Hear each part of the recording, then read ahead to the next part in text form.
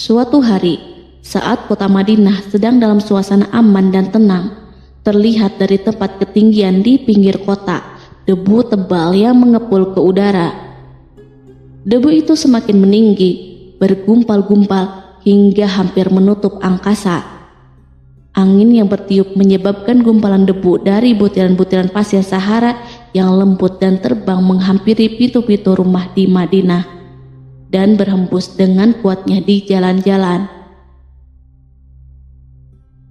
Orang-orang menyangka ada badai yang menyapu dan menerbangkan pasir, tetapi kemudian dari balik tirai debu itu mereka mendengar sebersit kabar tentang kedatangan kafilah besar yang panjang. Tak lama kemudian, 700 kendaraan yang syarat dengan muatannya memenuhi jalan-jalan yang mengguncang Madinah. Orang-orang saling memanggil dan mengajak sesamanya untuk menyaksikan keramaian ini, serta turut bergembira atas kedatangan harta dan rezeki yang dibawa kafilah itu. Ummul Mukminin Aisyah ketika mendengar suara hiruk-pikuk kafilah yang bergerak maju itu bertanya, "Apakah yang terjadi di kota Madinah?" Ada yang menjawab, "Kafilah Abdurrahman bin Auf baru datang dari Syam membawa barang-barang dagangannya." "Jadi, kafilah itu yang telah menyebabkan semua guncangan ini?" tanya Ummul Mukminin. "Benar, wahai Ummul Mukminin.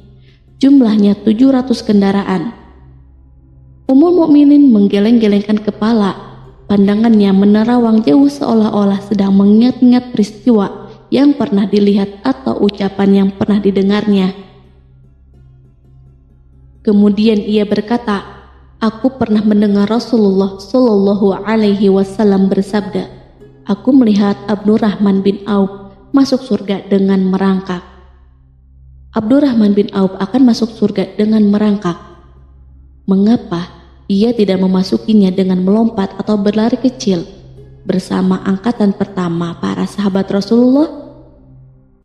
Sebagian sahabat menyampaikan cerita Aisyah kepadanya, maka ia pun teringat telah mendengarkan hadis ini dari Nabi lebih dari satu kali dan dengan redaksi yang berbeda-beda.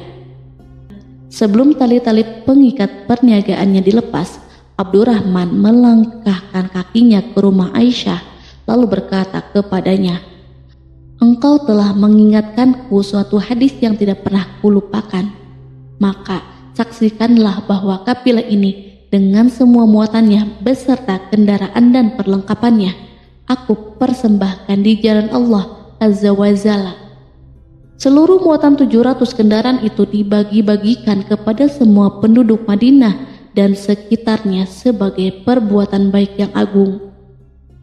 Peristiwa yang satu ini saja sudah cukup untuk mengukir sebuah gambaran yang sempurna tentang kehidupan Rasulullah. Abdurrahman bin Auf, dialah saudagar yang sukses, lebih sukses daripada kesuksesan yang pernah ada. Dia merupakan orang kaya dengan kekayaan yang melimpah ruah. Dia adalah seorang mukmin bijaksana yang tidak ingin bagian dari keuntungan agamanya hilang begitu saja, dan tidak sudi kekayaannya membuat dirinya tertinggal dari kafilah iman dan pahala surga. Untuk itu, ia mendermakan harta kekayaannya dengan kemurahan hati dan kesadaran nurani. Sebelum saya melanjutkan, dimohon kepada pemirsa untuk menonton video ini sampai selesai supaya tidak ada kesalahpahaman dalam memahami isi cerita, serta mohon bantu channel ini supaya semakin berkembang dengan cara subscribe dan tinggalkan like serta komen positifnya. Semoga apa yang dilakukan pemirsa bernilai pahala. Abdurrahman bin Auf adalah salah seorang dari 8 orang yang lebih awal masuk Islam. Abu Bakar datang kepadanya menyampaikan Islam, termasuk kepada Utsman bin Affan. Tidak ada persoalan yang tertutup baginya dan tiada keraguan yang menjadi penghalang. Bahkan dia segera pergi bersama Abu Bakar As-Siddiq menemui Rasulullah untuk menyatakan baiat dan memikul bendera Islam.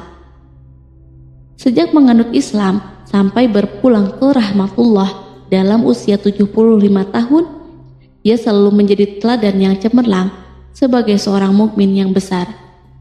Hal ini menyebabkan Nabi memasukkannya dalam 10 orang yang telah diberi kabar gembira sebagai ahli surga. Umar radhiyallahu anhu mengangkatnya sebagai anggota majelis syuro yang terdiri dari 6 orang yang merupakan calon khalifah yang akan dipilih sebagai penggantinya. Kala itu Umar berpesan, Rasulullah wafat dalam keadaan ridho kepada mereka. Cepatnya Abdurrahman masuk Islam telah menyebabkan dirinya harus mengalami penganiayaan dan penindasan dari Quraisy. Ketika Nabi Muhammad SAW memerintahkan para sahabatnya hijrah ke Habasyah, Abdurrahman bin Auf pun ikut berhijrah. Ia kemudian kembali lagi ke Mekah, lalu hijrah untuk kali kedua ke Habasyah, dan selanjutnya hijrah ke Madinah. Ia ikut bertempur di Perang Badar, Uhud, dan peperangan-peperangan lainnya. Keuntungannya dalam perniagaan sangat besar hingga mencapai batas yang membuat dirinya sendiri merasa takjub dan heran, sehingga ia berkata, "Sungguh, aku melihat diriku ini seandainya mengangkat batu, niscaya kutemukan emas dan perak di bawahnya." Perniagaan Abdurrahman bin Auf bukanlah jenis perdagangan yang tercela maupun monopoli. Bahkan ia sendiri bukanlah orang yang berlomba-lomba untuk mengumpulkan harta atas dorongan agar menjadi orang kaya. Sekali-kali bukan itu, melainkan suatu amal dan kewajiban yang keberhasilannya akan menambah kedekatan jiwa kepada Allah dan berkorban di jalannya. Abdurrahman bin Auf seorang yang kuat emosi jiwanya, di mana ia menemukan kepuasan emosinya itu dalam amal yang mulia. Apabila ia tidak sedang sholat di masjid dan tidak sedang berjihad dalam peperangan, ia pasti sedang mengurus perniagaannya yang berkembang pesat. Sehingga kapilah-kapilahnya dari Mesir dan Syria membawa ke Madinah barang-barang muatan yang dapat memenuhi kebutuhan seluruh jazirah Arab, baik pakaian maupun makanan. Ia menunjukkan kepada kita bahwa seorang yang kuat emosi jiwanya adalah ketika kaum muslimin hijrah ke Madinah. Rasulullah pada waktu itu menerapkan aturan untuk mempersaudarakan 2 orang sahabat, salah seorang dari muhajirin warga Mekah dan yang lain dari Ansor penduduk Madinah. Persaudaraan ini berjalan dengan sempurna hingga membuat hati terpesona. Orang-orang Ansor yang merupakan penduduk asli Madinah membagi seluruh kekayaan miliknya menjadi 2 dengan saudaranya dari kalangan muhajirin. Bahkan istri pun direlakan. Apabila ia beristri 2, ia pun rela menceraikan 1 untuk diperistri saudaranya. Ketika itu, Rasul yang mulia mempersaudarakan antara Abdurrahman bin Auf dengan Sa'ad bin Rabi. Sa'ad berkata kepada Abdurrahman, "Saudaraku, aku adalah penduduk Madinah yang paling banyak harta. Silahkan pilih separuh hartaku dan ambillah. Aku juga mempunyai 2 istri. Perhatikanlah yang lebih menarik hatimu dan aku akan menceraikannya, sehingga engkau dapat memperistri dirinya." Abdurrahman bin Auf menjawab, "Semoga Allah memberkahi dirimu dalam istri dan hartamu. Tunjukkanlah letak pasar kepadaku." Abdurrahman pergi ke pasar. Ia berjual beli di sana dan mendapatkan keuntungan. Kehidupan Abdurrahman bin Auf di Madinah, baik semasa Rasulullah maupun sepeninggal beliau, selalu ditunaikan dengan sempurna untuk memenuhi hak agama ini dan beramal di dunia. Perniagaannya sukses dan menguntungkan, seperti diungkapkan sendiri bahwa seandainya ia mengangkat batu dari tempatnya, pasti ia akan mendapatkan emas dan perak di bawahnya. Salah satu faktor yang membuat perniagaannya berhasil dan mendapatkan berkah adalah karena ia sangat selektif untuk berniaga yang halal dan benar-benar menjauhkan diri dari segala bentuk jual beli yang haram, bahkan yang subhat sekalipun. Selain itu, faktor yang menambah kejayaan dan keberkahannya adalah labanya yang bukan untuk Abdurrahman bin Auf sendiri, melainkan di dalamnya terdapat bagian Allah yang ia penuhi dengan baik. Ia menggunakan hartanya untuk memperkokoh hubungan kekeluargaan dan mengeratkan tali persaudaraan, serta menyediakan perlengkapan yang diperlukan tentara Islam. Bila total perniagaan dan kekayaan yang lainnya ditambah keuntungan yang diperolehnya dihitung, jumlah kekayaan Abdurrahman bin Auf itu dapat diperkirakan dengan memperhatikan jumlah yang dibelanjakan di jalan Allah. Suatu hari ia mendengar Rasulullah bersabda, "Wahai Ibnu Auf, engkau termasuk golongan orang kaya dan engkau akan masuk surga dengan merangkak. Karena itu, pinjamkanlah kekayaan itu kepada Allah agar Dia mempermudah langkahmu." Sejak ia mendengar nasihat Rasulullah ini dan menyediakan bagi Allah pinjaman yang baik, Allah justru semakin melipat gandakan kekayaannya hingga berlimpah ruah. Suatu hari, ia menjual tanah seharga 40.000 dinar. Kemudian uang itu dibagi-bagikan untuk semua keluarganya dari Bani Juhroh, untuk para istri Nabi, dan untuk kaum muslim yang miskin. Pada kesempatan lain, ia menyerahkan 500 ekor kuda untuk perlengkapan tentara Islam. Pada hari yang lain, ia menyerahkan 1.500 kendaraan unta. Menjelang wafat, ia mewasiatkan 50.000 dinar untuk diinfakkan di jalan Allah. Ia juga berwasiat bagi setiap orang yang ikut perang Badar dan masih hidup, masing-masing mendapat 400 dinar. Hingga Utsman bin Affan juga mengambil bagian dari wasiat itu, meskipun termasuk orang kaya. Ia berkata, harta Abdurrahman bin Auf halal lagi bersih, dan memakan harta itu membawa keselamatan dan keberkahan. Ibnu Auf adalah seorang yang mengendalikan hartanya, bukan dikendalikan oleh hartanya. Sebagai buktinya, ia tidak mau celaka dengan mengumpulkan dan tidak menyimpannya. Bahkan ia mengumpulkannya dengan tetap merendahkan hati dan dari jalan yang halal. Kemudian, harta itu tidak ia nikmati untuk kepentingannya sendiri, melainkan untuk dinikmati bersama keluarga, kerabat, rekan-rekan, dan masyarakat seluruhnya. Karena begitu luas pemberian serta bantuannya, ada yang mengatakan seluruh penduduk Madinah berserikat dengan Abdurrahman bin Auf pada hartanya. Sepertiga dipinjamkannya kepada mereka, sepertiga lagi dipergunakannya untuk membayar utang-utang mereka, dan sepertiga sisanya dibagi-bagikan kepada mereka. Harta kekayaan ini tidak akan pernah membuat kelegaan dan kesenangan pada dirinya selama ia belum menemukan jalan untuk membela agama dan membantu rekan-rekannya. Adapun untuk selain itu, ia selalu merasa khawatir terhadap kekayaannya. Suatu hari dihidangkan kepadanya makanan untuk berbuka, karena waktu itu sedang berpuasa. Ketika pandangannya tertuju pada hidangan tersebut, selera makannya pun bangkit. Namun ia justru menangis sambil berkata, "Mus'ab bin Umair telah gugur sebagai syahid, dan ia jauh lebih baik daripada aku. Ia hanya mendapatkan kapan sehelai kain yang jika ditutupkan ke kepalanya maka kelihatan kakinya, dan jika ditutupkan ke kedua kakinya terbukalah kepalanya. Demikianlah pula Hamzah yang jauh lebih baik daripada aku. Ia pun gugur syahid, dan saat akan dikuburkan hanya mendapatkan sehelai selendang. Dunia telah dihamparkan kepada kami seluas-luasnya, dan hasil sebanyak-banyaknya telah diberikan kepada kami.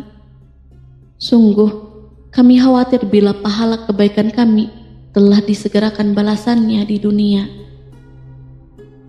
Pada peristiwa lain, sebagian sahabat berkumpul bersamanya menghadapi jamuan makan di rumahnya. Tak lama setelah makanan diletakkan di hadapan mereka, Abdurrahman menangis, sehingga rekan-rekannya bertanya, "Apa yang membuatmu menangis?" Ia pun menjawab, "Rasulullah telah wafat, dan semasa hidupnya beliau beserta keluarganya tidak pernah merasakan kenyang makan roti gandum. Apa harapan kita apabila dipanjangkan usia tetapi tidak menambah kebaikan bagi kita?" Demikianlah kekayaannya yang melimpah itu sedikit pun tidak membangkitkan kesombongan dan takabur dalam dirinya. Bahkan orang-orang mengatakan tentang dirinya, Seandainya seorang asing yang belum pernah mengenalnya kebetulan melihatnya sedang duduk bersama budak-budaknya, niscaya ia tidak akan bisa membedakan di antara mereka. Tetapi bila seorang asing itu mengenal satu saja sisi jihad Ibnu Auf dan ujian yang dihadapinya, ia pasti langsung mengetahui siapa dia. Misalnya, ia mengetahui bahwa di badannya terdapat 20 bekas luka di perang Uhud dan bahwa salah satu dari bekas luka itu meninggalkan cacat pincang yang tidak sembuh-sembuh pada salah satu kakinya. Contoh lain, beberapa gigi serinya rontok di perang Uhud yang menyebabkan kecedalan yang jelas pada ucapannya. Saat orang asing itu tahu salah satu sisi ini, ia pasti menyadari bahwa laki-laki yang berperawakan tinggi dengan wajah berseri, kulit halus, pincang, dan cedal sebagai tanda jasa dari perang Uhud. Itulah orang yang bernama Abdurrahman bin Auf. Semoga Allah ridho kepadanya dan ia pun ridho kepada Allah. Kita sudah terbiasa memperhatikan tabiat manusia bahwa harta kekayaan itu biasanya menyebabkan seseorang terlalu gandrung untuk memiliki pengaruh guna melindungi kekayaan mereka dan melipat gandakan pengaruh itu. Selain untuk memuaskan nafsu demi kebanggaan dan kepuasan pribadi, semua ini merupakan sifat yang bisa dibangkitkan oleh kekayaan. Tetapi bila kita melihat Abdurrahman bin Auf dengan kekayaan yang melimpah, kita akan menemukan manusia ajaib yang sanggup menguasai watak dasar manusia dalam bidang ini dan melangkahinya ke puncak ketinggian yang istimewa. Peristiwa itu terjadi ketika Umar bin Khattab hendak berpisah dengan rohnya yang suci dan memilih 6 orang di antara para sahabat Rasulullah agar mereka memilih salah seorang di antara mereka untuk menjadi khalifah yang baru. Pada waktu itu, semua jari menunjuk ke Ibnu Auf, bahkan sebagian sahabat telah menegaskan bahwa dialah orang yang lebih berhak menjadi khalifah di antara 6 orang itu. Namun, ia menjawab, "Demi Allah, seandainya diambilkan pisau lalu ditaruh ke atas leherku, kemudian kalian menusukkannya sampai tembus, itu lebih aku sukai daripada menerima jabatan tersebut." Demikianlah saat awal 6 orang terpilih itu mengadakan pertemuan untuk memilih salah seorang di antara mereka untuk menjadi khalifah yang akan menggantikan Al-Faruq, Umar bin Khattab. Abdurrahman bin Auf telah menyatakan kepada rekan-rekannya bahwa ia telah melepaskan haknya yang dilimpahkan Umar kepadanya sebagai salah seorang dari 6 calon yang akan dipilih menjadi khalifah. Dengan demikian, kewajiban mereka untuk melakukan pemilihan itu terbatas di antara mereka berlima saja. Sikap juhudnya terhadap pangkat jabatan ini dengan cepat telah menempatkan dirinya sebagai hakim di antara 5 orang tokoh terkemuka itu. Mereka menerima dengan senang hati agar Abdurrahman bin Auf menetapkan pilihan khalifah itu terhadap salah seorang di antara mereka berlima. Ali mengatakan, "Aku pernah mendengar Rasulullah menyipatimu bahwa engkau adalah orang yang dipercaya oleh penduduk langit dan dipercaya pula oleh penduduk bumi." Ibnu Auf akhirnya memilih Utsman bin Affan untuk jabatan khalifah dan yang lainnya pun menyetujui pilihannya. Itulah hakikat seorang laki-laki yang kaya raya dalam Islam. Apakah Anda telah memperhatikan bagaimana Islam telah mengangkat dirinya jauh di atas kekayaan dengan segala godaan dan penyesatannya itu, dan bagaimana ia menempa kepribadiannya dengan sebaik-baiknya? Pada tahun 32 Hijriah, tubuhnya berpisah dengan rohnya.